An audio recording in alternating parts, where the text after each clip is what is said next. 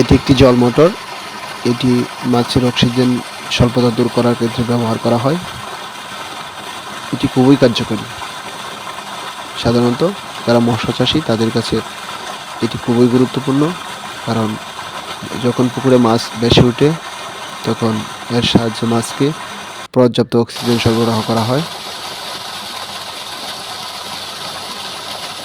এটি মূলত পুকুরের পানিকে জাস্ট রিসাইকেল বা পানিকেই, এটা এক্সট্রা কোনো পানি দেওয়া হচ্ছে না, পুকুরের পানিটাকে আবার ঢেউ তৈরির কাজে বা এটাকে ফ্লো তৈরি বা স্রোত তৈরির কাজে এটি মূলত ব্যবহার করা হয়।